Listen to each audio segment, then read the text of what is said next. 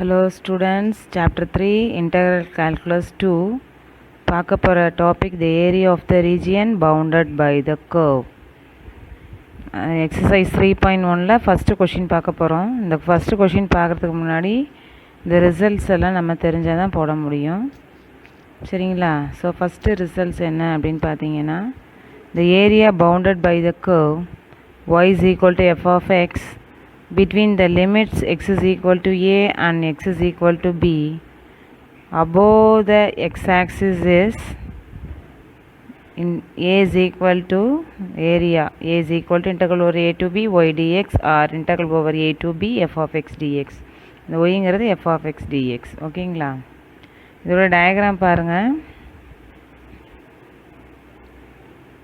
The area bounded by the curve y is equal to f of x. y is equal to f of x. Bounded அப்படின்னு பார்த்தீங்கன்னா க்ளோஸ்டாக இருக்கும். அந்த மாதிரி இருந்தால் தான் நம்ம ஏரியா கண்டுபிடிக்க முடியும். இந்த மாதிரி பவுண்டடாக இருந்தால் தான் அதோட ஏரியாவை நம்மளால் ஃபைண்ட் அவுட் பண்ண முடியும். ஓகேங்களா? ஸோ இந்த area bounded by the curve y is equal to f of x. y is equal to f of x between the limits x is equal to a and x is equal to b. So இது பவுண்டடாக ஆகிடுச்சு நமக்கு. So இதுதான் இந்த required portion. So அதுதான் நம்மளுடைய area. இது வந்து அபோவ்னா above, அதாவது மேலே இருக்குது. ஸோ இந்த ஃபார்முலா அப்ளை பண்ணணும். a is equal to integral over a to b y dx அப்படின்னு சொல்லிட்டு. ஓகேங்களா? above the x-axis. Second one பார்த்தீங்கன்னா, இந்த area bounded by the curve is equal to f of x between the limits x is equal to a and x is equal to b. Below the x-axis is a is equal to minus integral over a to b y dx or area a is equal to minus integral over a to b f of x dx. இதோட diagram பார்த்திங்கன்னா same தான், but வந்து பிலோனா கீழே இருக்கும். ஓகேங்களா? அதே same curve same limit தான், பட் அது அபோவ்னால மேலே இருக்குது, இது பிலோங்கிறனால கீழே வரும்.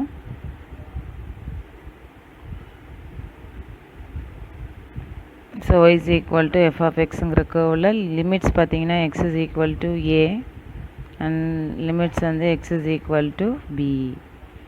ஸோ இது below. ஸோ இது பவுண்டட் ஆகிடுச்சு. ஸோ இது இந்த ரெக்வயர்டு போர்ஷன். ஸோ அதுதான் நம்மளுடைய அந்த ஏரியா. இது வந்து பிலோ, கீழே இருக்குது. ஓகேங்களா?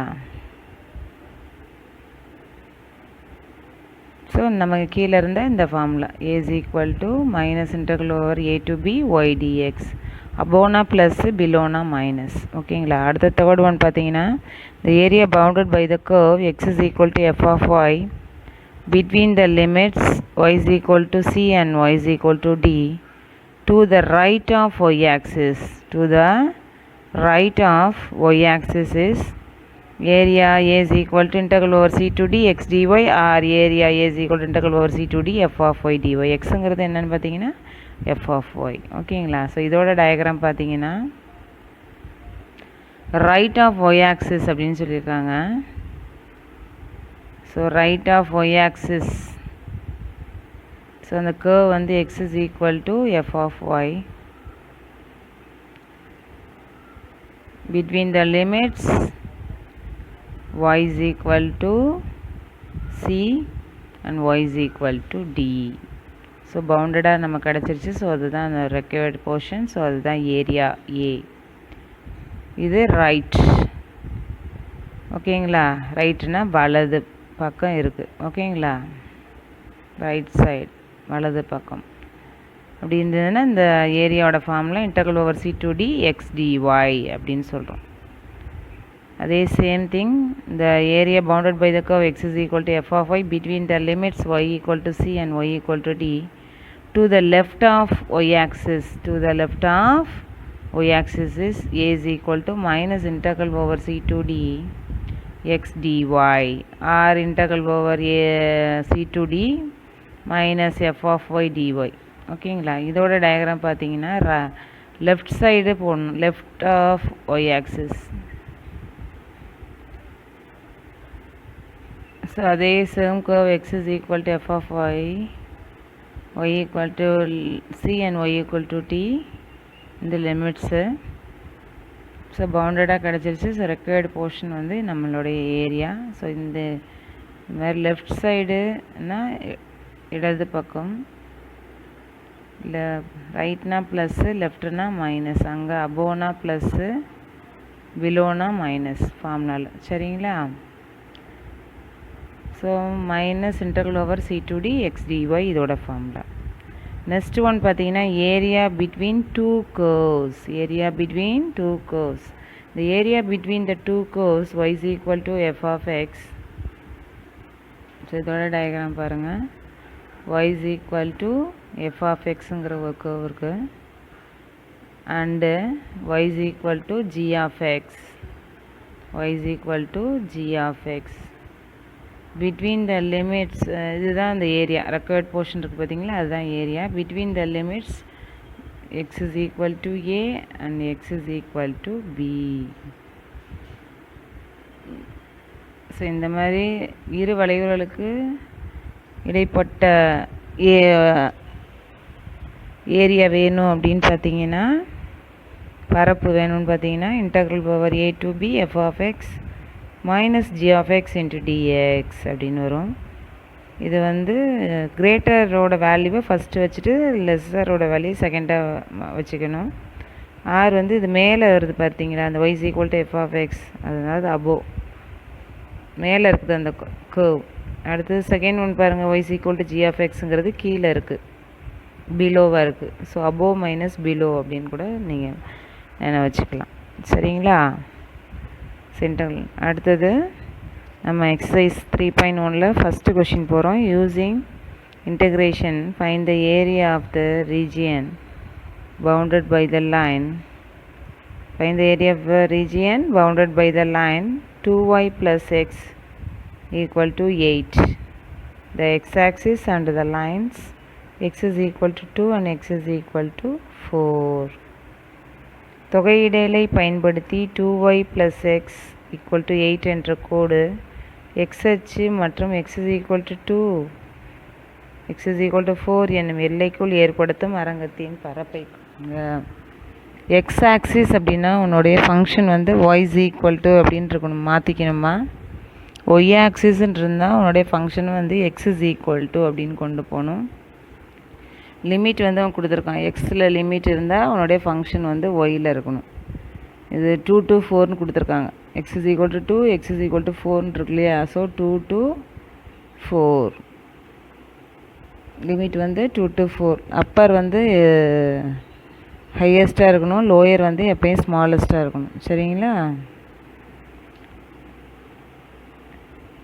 சார் நம்ம கிவன் கொஷின் இருக்குது பார்த்தீங்களா, அந்த கொஷின்லேருந்து y is equal to நம்ம கொண்டு போய் மாற்றணும். ஏன்னா எக்ஸில் இருக்குது லிமிட்டு, எக்ஸ் ஆக்சிஸ். ஒய் ஆக்சிஸ்ன்னு சொன்னால் ஃபங்க்ஷன் வந்து எக்ஸில் இருக்கணும், எக்ஸ் ஆக்சிஸ்ன்னு சொன்னால் ஃபங்க்ஷன் வந்து ஒயில் இருக்கணும்.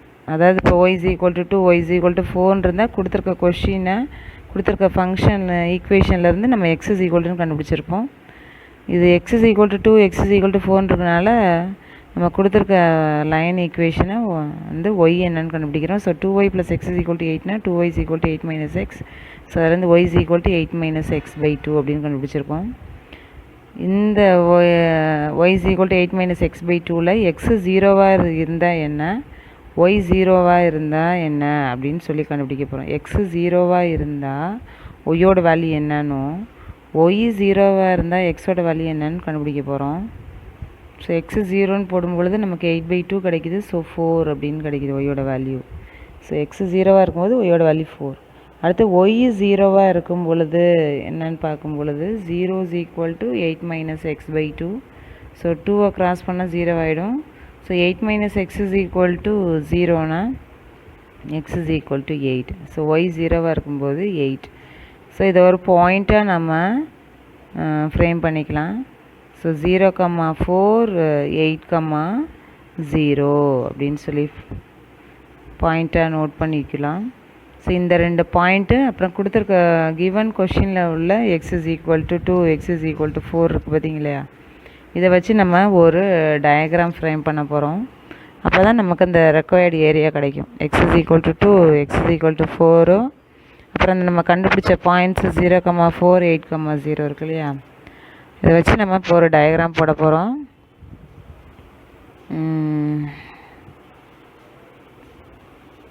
ஸோ 0, 2, 4, 6, 8, 10 அப்படின்னு சொல்லி ப்ளாட் பண்ணிக்கிறேன். நான் அக்யூரேட்டாக போடணும்னு இல்லை, ஓரளவுக்கு அப்ராக்சிமேட்டாக எடுத்துகிட்டு போடலாம். ஸோ அதே மாதிரி ஒய் ஆக்சிஸ்லேயும் 2, 4, 6, 8, 10 அப்படின்னு மார்க் பண்ணிக்கிறோம்.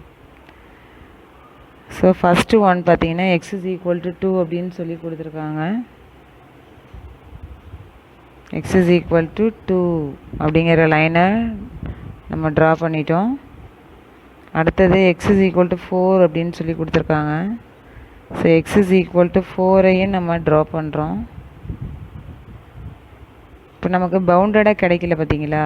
ஸோ இந்த பாயிண்ட்ஸை நம்ம இப்போ ப்ளாட் பண்ணுறோம்.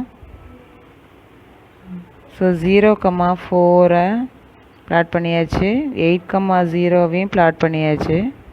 இந்த 2 பாயிண்ட்டையும் நம்ம ஜாயின் பண்ணுறோம். ஓகேவா? இந்த 2 பாயிண்ட்டையும் நம்ம ஜாயின் பண்ணுறோம். ஜாயின் பண்ணும் பொழுது நமக்கு இப்போ பவுண்டடாக கிடச்சிருது. ஸோ அதுதான் நம்மளுடைய ரெக்வயர்டு ஏரியா. ஓகேங்களா? ஸோ ஏரியா இது பாருங்கள், ஏரியாவோட ஃபார்முலா பார்த்தீங்கன்னா YDX integral over A to B YDXன்னு வரும். இது வந்து மேலே இருக்குது பாருங்கள், above the x axis, above the x axis integral over A to B YDX. ஃபிகரை பார்த்தீங்கன்னா தெரியுது, above the x axis அப்படின்ட்டுருக்கு. ஸோ மேல் பக்கம் இருக்கு இல்லையா? அப்போ பாசிட்டிவ் ஃபார்முலா அப்ளை பண்ணுறோம்.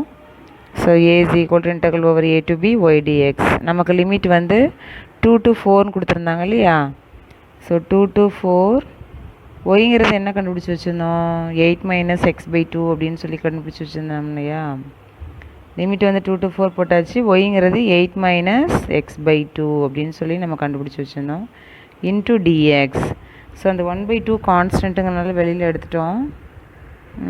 இன்டெக்ரலில் கான்ஸ்டன்ட்னா அதோட எக்ஸ் சேரும் இல்லையா? அதாவது இன்டெக்ரல் டிஎக்ஸ்னால் எக்ஸ், 2dxனால் 2x, அது மாதிரி 8dxன்றதுனால 8x போட்டாச்சு, எக்ஸ் டிஎக்ஸ்ன்றதுனால x²/2 அப்படின்னு போட்டாச்சு. ஃபார் எக்ஸாம்பிள் அங்கே போட்டு காமிச்சிருக்கேன் பாருங்கள்.